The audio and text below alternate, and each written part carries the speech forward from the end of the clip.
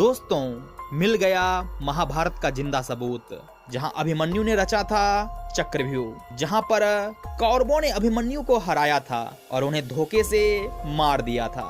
आइए आज के इस वीडियो में इसी रहस्य से पर्दा उठाते हैं और जानते हैं महाभारत के जिंदा सबूतों के बारे में। महाभारत भारत का एक प्रमुख काव्य ग्रंथ है, जो कि विश्व का सबसे लंबा साहित्यिक ग्रंथ है, जिसे महाकाव्य कहा जाता है। इस ग्रंथ को हिंदू धर्म में पंचम वेद माना जाता है।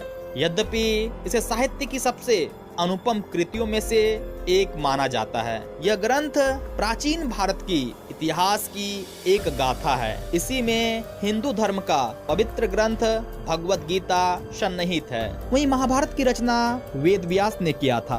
भगवान श्री कृष्ण की नीति के चलते अर्जुन के पुत्र अभिमन्यु को चक्रव्यूह को भेदने का आदेश दिया गया। यह जानते हुए भी कि अभिमन्यु चक्रव्यूह भेदना तो जानते हैं, लेकिन उससे बाहर निकलना नहीं जानते। दरअसल अभिमन्यु जब सुभद्रा माता के गर्भ में थे तभी चक्रव्यूह को भेदना सीख गए थे, लेकिन बाद में उन्होंने चक्रव्यूह से बाहर निकलने की शिक्षा कभी नहीं ली। अभिमन्यु श्री कृष्ण के भांजे थे। अभिमन्यु के चक्रव्यूह में जाने के बाद उन्हें चारों ओर से घेर लिया गया। घेर कर उनकी जयद्रथ सहित 7 योद्धाओं द्वारा निर्मम तरीके से हत्या कर दी गई, जो कि युद्ध के नियमों के विरुद्ध था। क्योंकि युद्ध को लड़ने के लिए पक्ष या विपक्ष अपने हिसाब से व्यूह की रचना करते हैं। व्यूह रचना का अर्थ है किसी तरह सैनिकों को सामने खड़ा किया जाना। तो चक्रव्यूह को आसमान से देखने पर एक घूमते हुए चक्र के समान सैन्य रचना दिखाई देती है। इस चक्रव्यूह को देखने पर इसमें अंदर जाने का रास्ता तो नजर आता है, लेकिन बाहर निकलने का रास्ता नजर नहीं आता। यह तो कोई बहुत ध्यान से देखे तो ही संभव होगा, लेकिन इसके लिए आपको आकाश से देखना होगा। कहते हैं कि चक्रव्यूह की रचना द्रोण ने की थी। इस व्यूह को एक घूमते हुए चक्के की शक्ल में बनाया गया था, जैसे कि आपने स्पाइरल को घूमते हुए देखा होगा। कोई भी नया योद्धा इस व्यूह के खुले हुए हिस्से में घुसकर वार करता है, किसी एक सैनिक को मारकर अंदर घुस जाता है। यह समय क्षण भर का होता है, क्योंकि मारे गए सैनिक की जगह तुरंत ही दूसरा सैनिक ले लेता है। अर्थात योद्धा के मरने पर चक्रव्यूह में उसके बगल वाला योद्धा उसका स्थान ले लेता है, क्योंकि सैनिकों की पहली कतार घूमती रहती है। जब कोई अभिमन्यु जैसा योद्धा व्यूह की तीसरी कतार में पहुंच जाता है, तब उसके बाहर निकलने के रास्ते बंद हो जाते हैं। यदि वह पीछे मुड़कर देखेगा तो पता चलेगा पीछे तो सैनिकों की कतारबद्ध फौज खड़ी है। व्यूह में घुस जाने के बाद अब योद्धा चौथे स्तर के बलिष्ठ योद्धाओं के सामने खुद को खड़ा पाता है। इस चक्रव्यूह में योद्धा लगातार लड़ते हुए अंदर की ओर बढ़ता जाता है और थकता भी जाता है, लेकिन जैसे जैसे वे अंदर जाते जाएगा, अंदर के जिन योद्धाओं से उसका सामना होगा वे थके हुए नहीं होंगे। ऊपर से वे पहले वाले योद्धाओं से ज्यादा शक्तिशाली व ज्यादा अभ्यस्त भी होंगे।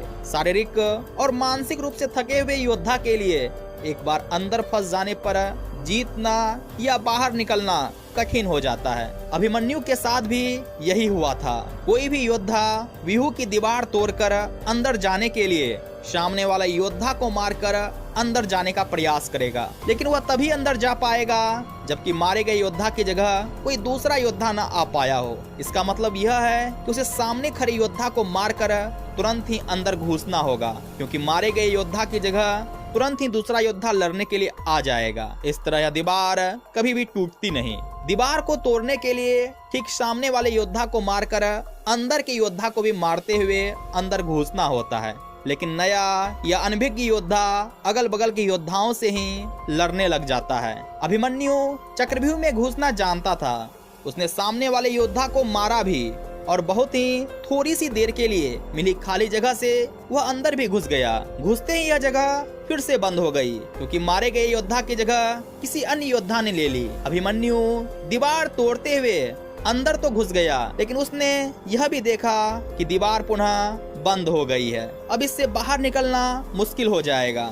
वह दीवार पहले की अपेक्षा और ज्यादा मजबूत हो जाती है। प्रारंभ में यही सोचा गया था कि अभिमन्यु व्यूह को तोड़ेगा, और उसके साथ अन्य योद्धा भी उसके पीछे से चक्रव्यूह में अंदर घुस जाएंगे। लेकिन जैसे ही अभिमन्यु घुसा और व्यूह फिर से बदला और पहली कतार पहले से ज्यादा मजबूत हो गई, तो पीछे के योद्धा भीम, सात्यकी, नकुल, सहदेव कोई भी अंदर घुस नहीं पाए।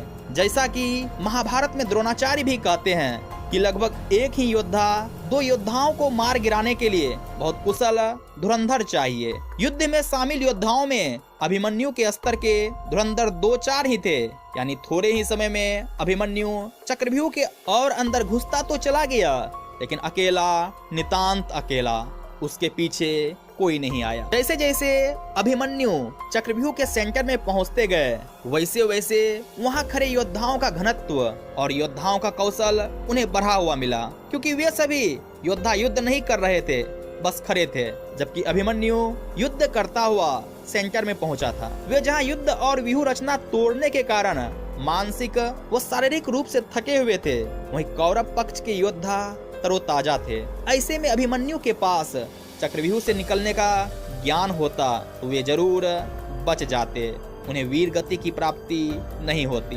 दरअसल अर्जुन पुत्र अभिमन्यु चक्रव्यूह भेदने के लिए उसमें घुस गया। चक्रव्यूह में प्रवेश करने के बाद अभिमन्यु ने कुशलता पूर्वक चक्रव्यूह के 6 चरण भेद लिए। इस दौरान अभिमन्यु द्वारा दुर्योधन के पुत्र लक्ष्मण का वध किया गया। अपने पुत्र को मृत देख दुर्योधन के क्रोध की कोई सीमा न रही। तब कौरवों ने युद्ध के सारे नियम ताक पे रख दिए। 6 चरण पार करने के बाद अभिमन्यु जैसे ही 7वें और आखिरी चरण पर पहुंचे, तो उसे दुर्योधन, जयद्रथ आदि 7 महारथियों ने घेर लिया। अभिमन्यु फिर भी साहस पूर्वक उनसे लड़ते रहे। 7 ने मिलकर अभिमन्यु के रथ के घोड़े को मार दिया। फिर भी अपनी रक्षा करने के लिए अभिमन्यु ने अपने रथ के पहिए को अपने ऊपर रक्षा कवच बनाते हुए रख लिया और दाएं हाथ से तलवारबाजी करता रहा। कुछ देर बाद अभिमन्यु की तलवार टूट गई और रथ का पहिया भी चकनाचूर हो गया। अब अभिमन्यु निहत्था था। युद्ध के नियम के तहत निहत्थे पर वार नहीं करना था, किंतु तभी जयद्रथ ने पीछे से निहत्थे अभिमन्यु पर जोरदार तलवार का प्रहार किया। इसके बाद एक के बाद एक 7 योद्धाओं ने उस पर वार कर दिए। अभिमन्यु वहां वीर गति को प्राप्त हो गया। अभिमन्यु की मृत्यु का समाचार जब अर्जुन को मिला तो वे बेहद क्रोधित हो उठे और अपने पुत्र की मृत्यु के लिए शत्रुओं का सर्वनाश करने का फैसला किया। महाभारत का यह युद्ध कुरुक्षेत्र में लड़ा गया और कुरुक्षेत्र के अभिमन्युपुर में ही यह चक्रव्यूह है। अभिमन्युपुर एक गांव का नाम है जिसका पुराना नाम अमीन गांव था। अमीन वही गांव है जहां लगभग 5,500 साल पहले महाभारत के युद्ध के दौरान अभिमन्यु का वध करने के लिए कौरव सेना ने चक्रव्यूह की रचना की। इसके बारे में कहा जाता है कि यही गुरु द्रोणाचार्य ने चक्रव्यूह रचा था, जिसमें अर्जुन के बेटे अभिमन्यु को वीर गति मिली थी। इसी अमीन गांव का नाम अब अभिमन्युपुर हो गया है।